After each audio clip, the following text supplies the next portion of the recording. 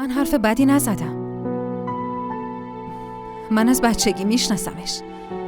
یکم لجبازه، اما مثل پسر خودمه و به هم احترامم میذاره.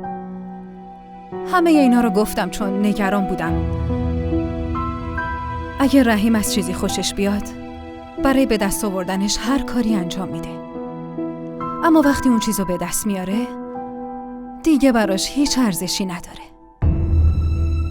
مشکل رحیم اینه که وقتی از چیزی خوشش میاد برای به دست آوردنش هر خطری رو به جون میخره، اما وقتی به دستش میاره دیگه معلوم نیست که کی ازش خسته میشه.